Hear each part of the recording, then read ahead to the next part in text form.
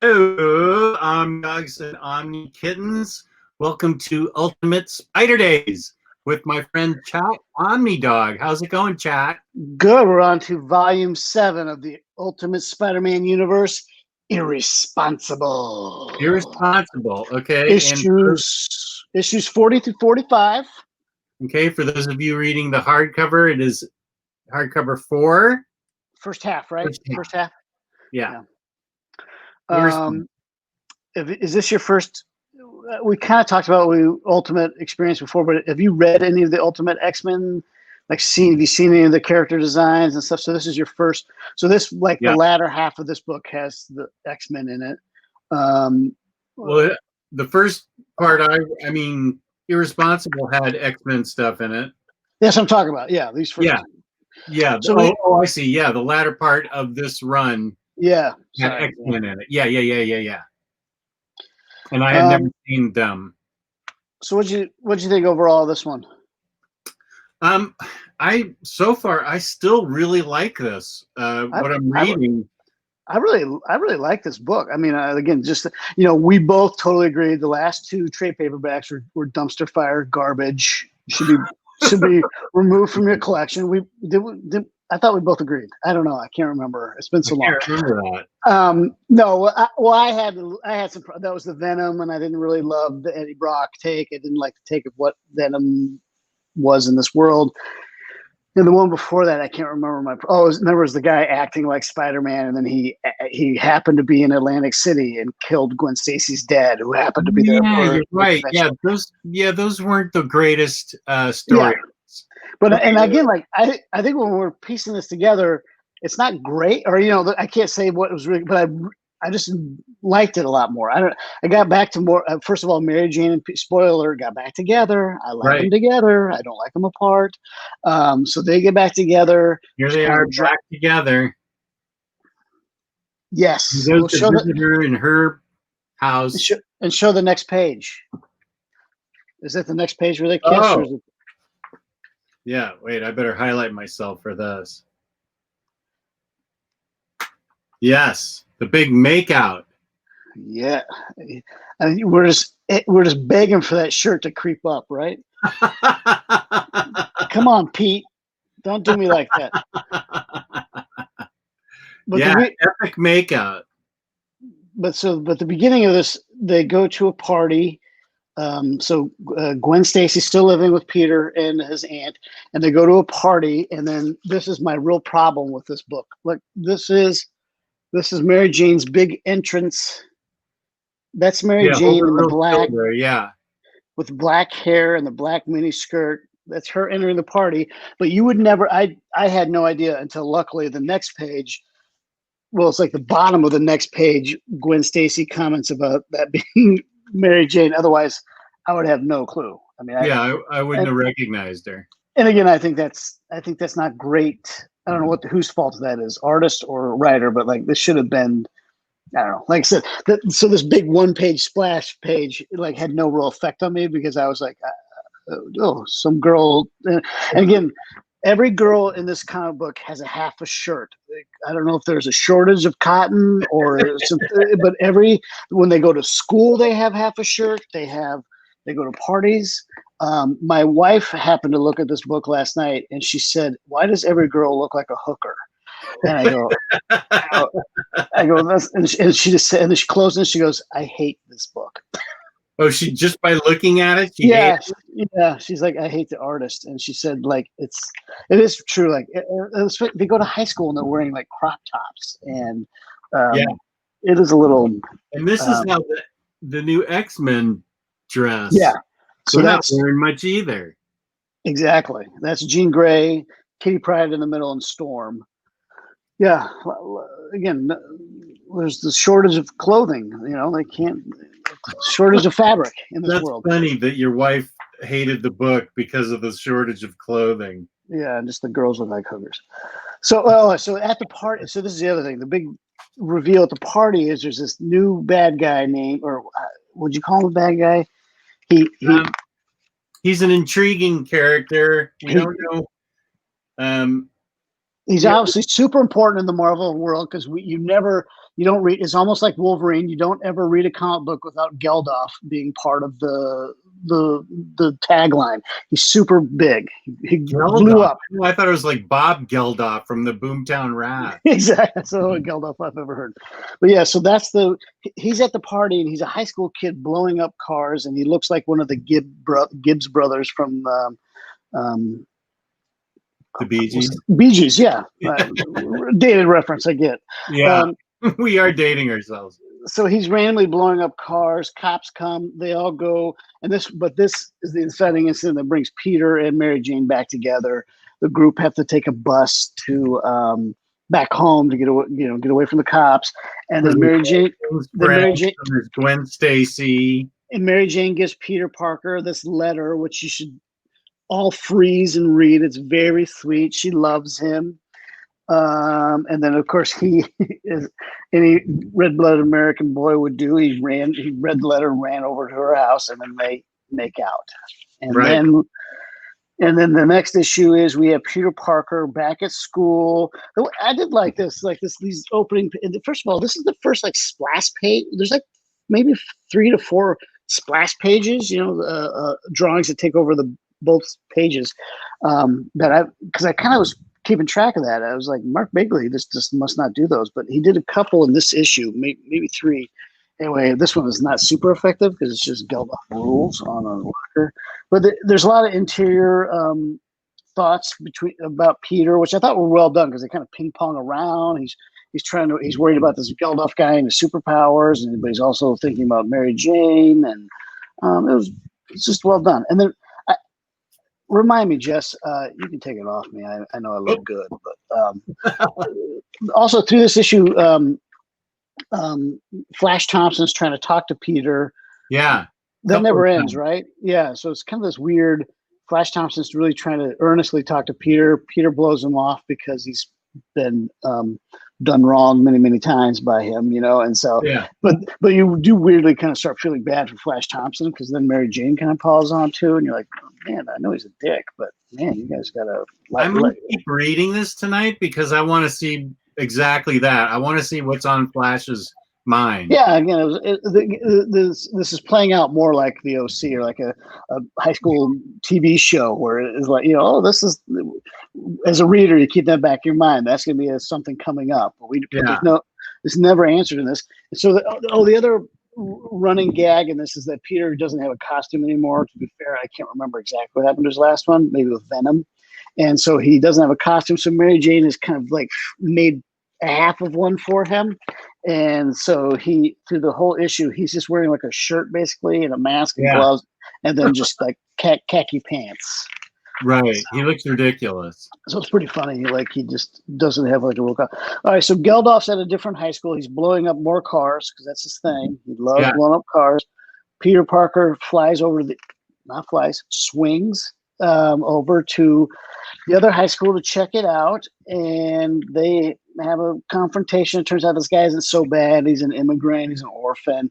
He chat on the rooftops. Yeah, he claims, Peter Parker says, well, you're clearly a mutant because you have these powers, and that really triggers this guy. He does not want to be a mutant, but he has no idea how he got his powers. And so because of this, the X-Men ladies come. And they, first of all, there's a robbery, and Peter Parker stops the robbery, and Geldof blows up trying to help, blows up a car in front of this bodega, and does way more damage than he does good. Yeah. So Peter Parker and him have it out again, and then the X-Women come, and they knock out Geldof, and they decide to, in the real world we would call kidnap, but in this world they call it liberate. Geldof from himself, and so then they all go. The X-Men take Peter Parker because he wants to meet Professor X as a fanboy, and so they take him, and then they're all in the X-wing, and then Geldof wakes up. I'm kind of fast forwarding because there's a lot of high school drama. The high school gets evacuated. Aunt May comes along, trying to find. So there's still a lot of like drama between Aunt May trying to figure out where Peter is going. She thinks he might be doing drugs or just skipping out on everything. And then the X-Men are taking Peter Parker and Geldof to see Professor X, but Geldof doesn't like it, and he blows up the X-Wing. Yeah, well, they haven't seen Professor X yet, but he blows the hole. Oh, in there. Yeah, I'm sorry. Yeah, he blows a hole in the plane. So then there's several pages of the various X-Men trying to figure out who should help who, and I can't remember exactly what happens. Storm brings down the plane. Yeah, there Storm it is. and Jean Grey switch places, and Storm goes out to save the plane, and Jean Grey goes after Peter Parker because he's falling to Earth. Yeah. After getting blown out of the plane. Yeah. It was good stuff. Good action. Yeah, it was good action. Yeah, I enjoyed this part. It was very exciting. And I continue. And at this point, there's also Aunt May breaking into Peter's room. Oh yeah, vicious about him. She was pissed. Yeah, she was very pissed because Peter not only wasn't at school, but he never came home because he's up in Westchester going to the X Mansion. Yeah, so it turns out that he gets knocked unconscious and is wounded in the plane crash. And so then Professor X wakes. We think Peter's in we find out his heaven is being in a library reading a Ben Ulrich book about Peter taking down the Kingpin. But then we wake up. And I think this great page of the X-Men. I do like Bagley's rendering. I love Colossus there. Beast I'm not too into, a little too 90s ponytail, but Colossus looks cool. The Cyclops is a little bit ridiculous in his muscle-bound glory. I can never do this right. And then of course the women are dressed like trash. Yeah. But Peter wakes up, and of course he's not wearing his mask, and he's mortified. And then he says his name, and they said, "Well, we actually didn't know your name until you just told us." Yeah, that was funny. So then we get the little bit.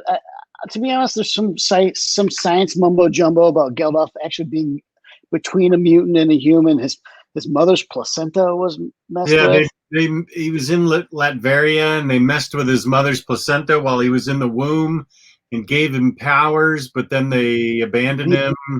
They abandoned the project, and he ended up growing up in a foster home or something. Yeah, and an orphan, and so these powers just started to manifest themselves as he was a teenager. So it's another great mystery, and then of course it just turns out that Professor X is kind of like drugging Geldof, or kind of like making him happy and giving him a happy thought. Yeah, I like that. They're kind of leaving him there, I guess. Peter Parker's like, oh, I guess it's fine. I'm out. I don't know. Once I got into talking about scientific experiments with placentas, I was like, all right. I don't quite know why that would be different than being a mutant, but I think they're still trying to figure it out. This is a science experiment. This is a cool page where Peter Parker decides to get Geldof out of there. He hits Cyclops. He goes through Kitty Pryde. He jumps out a window, and then of course we find out that it was just a thought that Peter had. And Professor X is like, "Why would you do that?" And he's like, "I was just thinking about it." That was cool. That was well done. And then and then he goes home and has a screaming match with Aunt May. Yeah, at the end of that issue. And we should say Kitty Pryde has a crush on Spider-Man. Yeah. And it didn't lessen when he took off the mask. I don't know if more will happen with that. Right. But, and then the opening of the last issue of this book would be issue 45. We see Aunt May talking to a therapist. The whole issue is kind of her talking about her fears. And I love that, again, this is kind of a no Spider-Man action issue, and I thought it was just really well done. I thought it was well done too, that she was going deep into what was really bothering her, about what she was worried about. Yeah. Worried about regarding her nephew, what she was worried about regarding everybody that came into contact with her dying. Yeah, everyone, and how she might have had like romantic feelings for Gwen Stacy's dad, and maybe the reason she's keeping Gwen Stacy might be selfish in her own mind. But then, of course, the therapist was like, just because you have ulterior or you might have selfish things doesn't mean doing a good thing, and taking in a kid without a family is necessarily bad. Right. It was, it's just, again, and there's a little bit of Spider-Man in there where Spider-Man like stops a robbery while Aunt May was shopping, but again, it had nothing to do with her, but it kind of allowed her to bring up how she's afraid of a world where Spider-Man and Spider-Man, people with powers, live. Right. And so she's afraid for Peter in that world, but not, has no idea still that he is Spider-Man. It was, and again, like, this is a kind of a weird issue where not, much happens. There's a lot of dialogue, but it really was a lot of character growth about Aunt May. And then it ends with she goes home and her and Peter decide they're going to go. I can never do this right, man. I'm terrible at this stuff. Totally right there. They decide they're going to go out and just go out to a movie and blow off everything else and just hang out together. And it was just very sweet. Yeah, I really enjoyed that issue. I enjoyed this whole arc. I felt it again showed a lot of Peter being a teenager. Here he is in the dorky half-done outfit that MJ makes him. I enjoy all the how teenagery they are. They seem like real teenagers. Yeah. The dialogue is teenage-ish, close enough. So I enjoy all the high school stuff and all the sort of the not realistic dialogue. I realize it's a comic book, but it seems like this is how kids would interact with each other if one of them was a superhero.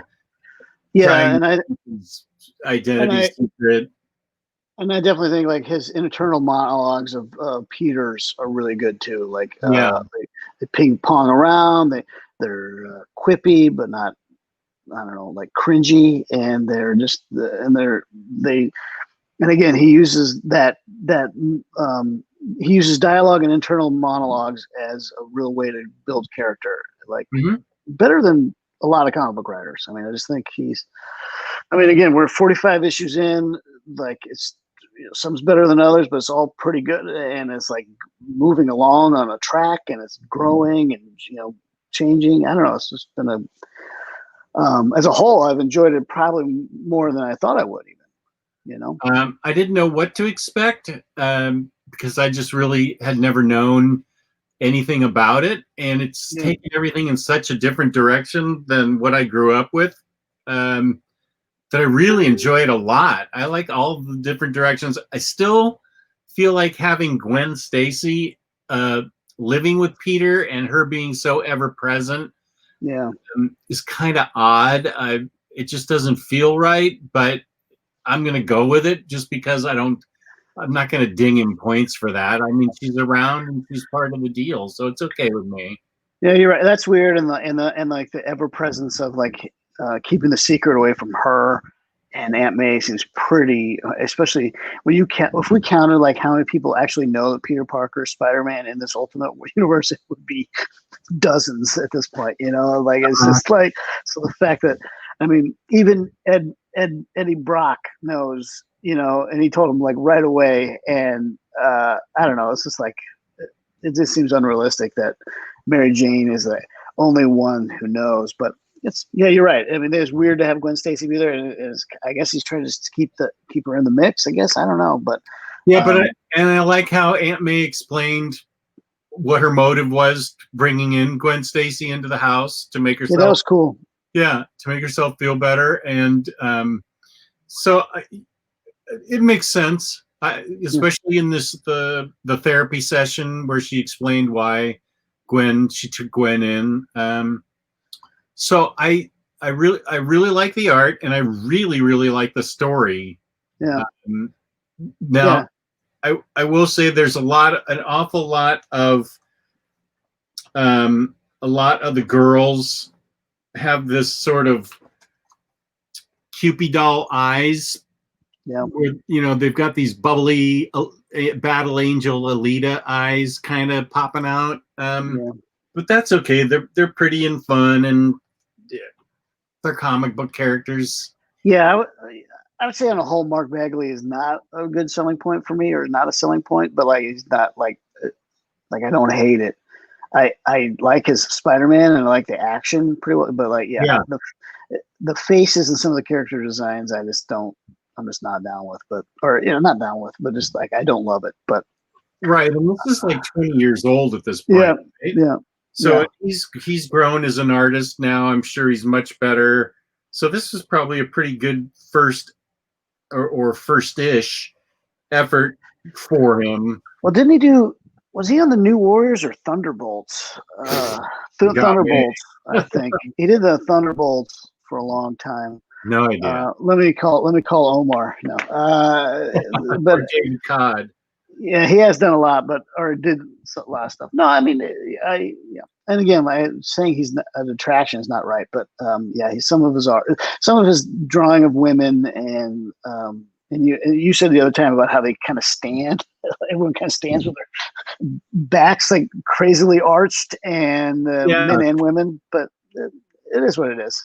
Artists are artists. Yeah, and I don't really have that big a problem with it. I think it's fun to see it, and it's fine. I just that weird introduction of the new look for Mary Jane was so weird, with that full page, and I was like, "Who the fuck is this?" We're supposed to be like, "Ooh," but again, that was very much like a teen high school show moment, right? Couldn't you just see that in like 90210 or something? Where it's like, "Oh my god, what's she wearing?" Like anybody, I was like, "Well, that has to be Mary Jane." Because otherwise, why? I didn't know if Mary Jane was the other one or the other, though. There's two girls walked in. I was like, I think Mary Jane's supposed to be one of these, but I honestly don't know which one. Right. Yeah. So that's not great, but no, I've enjoyed it. I mean, 45 issues in, and I think we got like 1 million more to go, and and I'm still digging it. I still want to keep going. Yeah, me too. All right. So you ready for a couple recs from me? Yeah. I got a couple book recs, and I have a movie recommendation specifically for the Omni Dog from Mrs. Chat Omni Dog. So, okay. Your wife gave you? Yeah, my wife gave me a movie that you need to watch. Okay. So, I watched Gabe the other show, and he on your guys' show, and he had the art for Vader Zim. So this is an art book for the Venture Brothers. Did you ever watch the Venture Brothers? No. It's a great cartoon. I think it's on Hulu. I'm not super sure, but this art book is great. I got it from our soon-to-be sponsor, IST, a long time ago. I'm going to try to find some different. Well, there's just tons of design pages, and I've actually read a lot of this. And I have a lot of art books, and I'll be honest, I don't really read that many of them. But this one's super funny because it's the guys who did the show wrote, and then they write about every episode. So here's some design of some bad guys, and here's another design page. It's really good. It's one of my favorite cartoon shows, and this is a really great art book. And I think it's like, I don't know what I got it for. It's like $40 new. So you get an IST for $42 off, 42% off that. I don't know what that is, but great show. Highly recommend it. I haven't finished. I can't remember how many seasons there are, but I've watched like all of them until like the last two, and then but now I'm going to go back, and like Jess, I have to start over. So I take 2 steps forward, and I got to take 20 steps back. So I just started to rewatch it. They have Patrick Warburton. You know who he is? Oh yeah, Putty from Seinfeld. Yeah, so he plays like the bodyguard. So this is kind of a comical take on Johnny Quest. Oh, It's okay. like the two sons are like kind of Johnny Quest, but then Patrick Warburton plays Brock Sampson here, the guy with the crazy hair, Oh, and they clearly didn't have him under contract the last couple of years, or he wasn't on as much. So I mean, not that that's terrible, but like it does kind of suck to lose that character for he's not on every episode, but. Still a great show. I write that up with like Invader Zim, and I love Rick and Morty, and like Kim Possible, Danny Phantom, all those kind of Samurai Jack. I really liked. So just another thing for you to add to your queue of. I know you go. I know you have nothing else to watch, so put that on there. And my other super deep recommendation is the official handbook of the Marvel Universe. Did you get this? No, I don't have this. I love this book so much. So here's all the old ones. This came out in like 1983. I think they started it. You would really like this, Jess, because it's like just has like yeah, like encyclopedia entries for each character. right. The research is crazily done. So I actually marked our favorite hero, Spiderman. So, like his page on Spiderman. And so like they give you like, his real name, if they know it, occupation, identity. The cool thing is too is like the first appearance. So like you can figure out what issues these people are from. Yeah. And then in the back I was kind of reading about how they did it and like how they figured out who would be in it and how they actually like talk about superpowers because they wanted the physics of the Marvel Universe to be as close to the physics of the real world as they could. They didn't want to make it up, but like, it's just, I remember this is like one of the first comics I remember collecting as a kid and trying to get them all. And I remember I grew up in Nebraska, and one time we went to vacation in Denver, and that's where Mile High Comics was. And I've been searching. I don't know how many. There's 15 of these, and I don't know how many I needed to complete it, but like let's say 6 or 7. And like they had them all for like $1 or like super, like they had everything. And I was just like, oh, I can't believe I'm getting these undercover. And I remember I needed one of them. It was this orange one, which has Luke Cage and Nightcrawler on it. That was my last one I needed.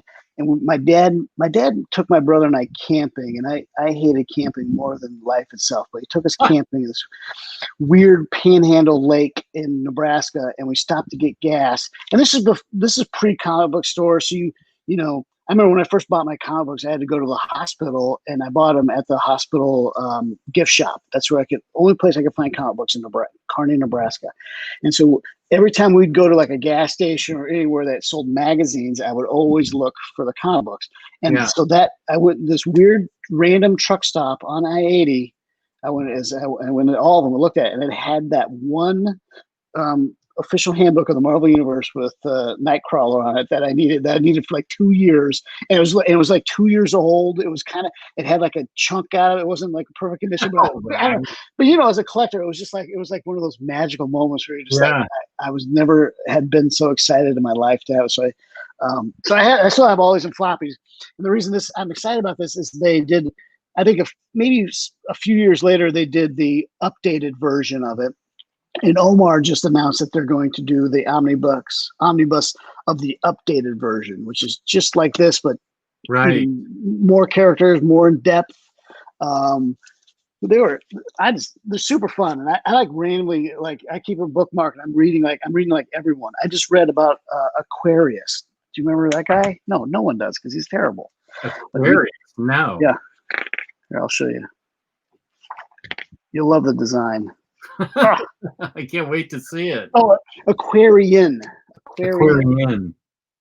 Which guy?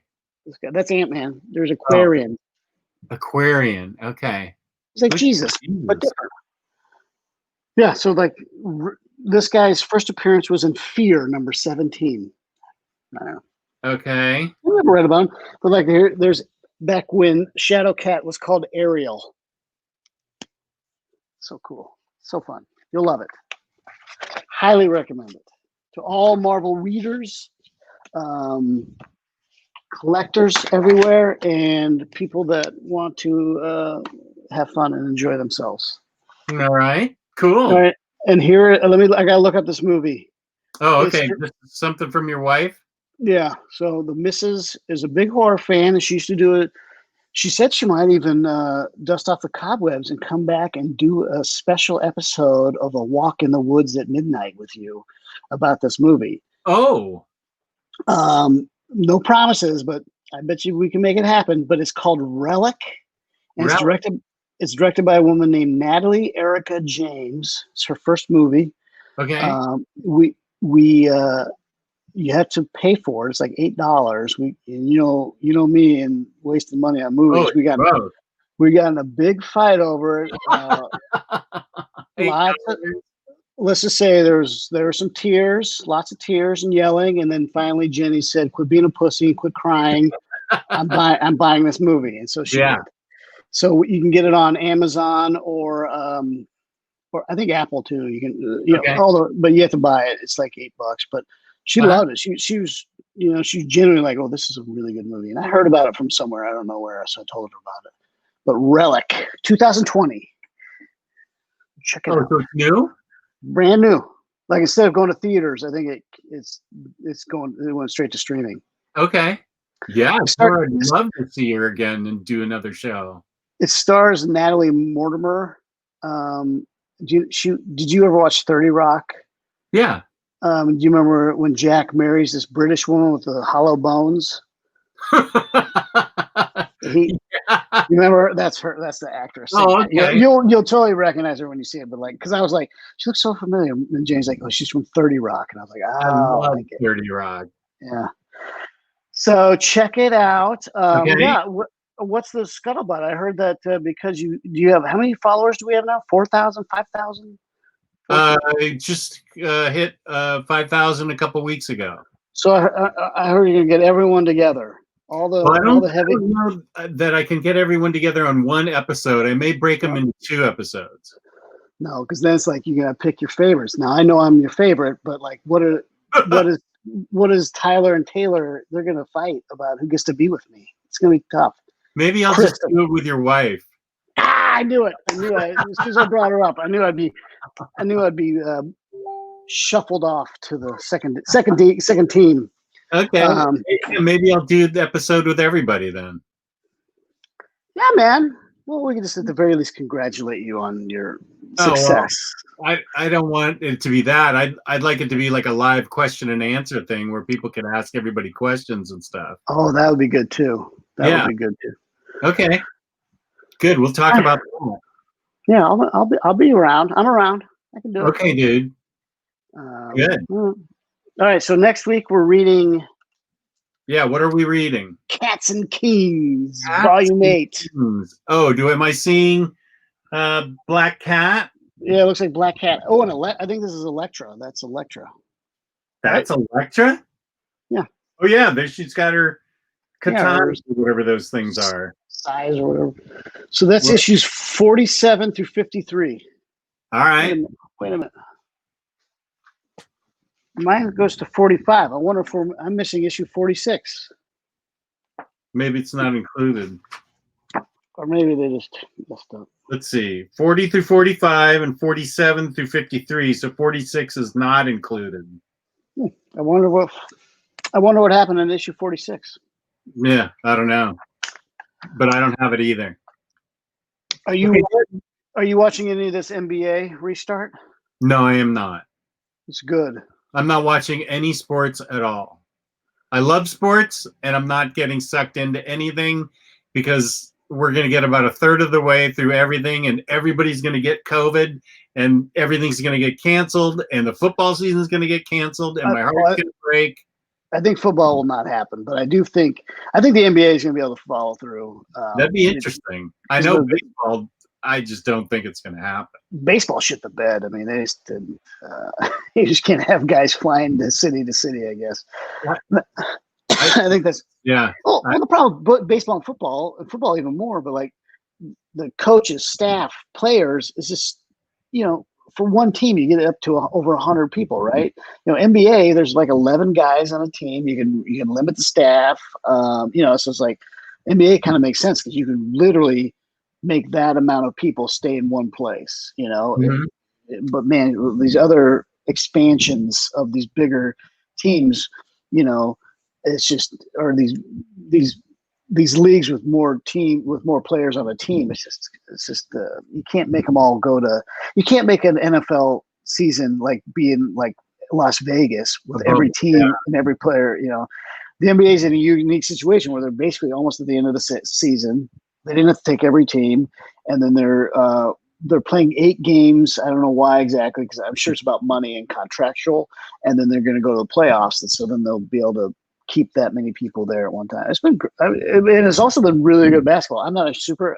Last year's my first year watching the NBA like full time, just because I decided I had nothing else to do, and I really enjoyed it. So I was heartbroken when they're going to go to the playoffs, and so. But it's been good. You should check it out, Jess. I know you got a lot of time on your hands. Yeah, I got nothing but time to watch television. You can watch Venture Brothers and on like your computer, and then on the TV you can put up the NBA.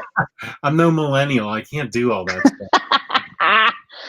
You're not a multitasker, huh? No, not at all. I can barely focus on one thing.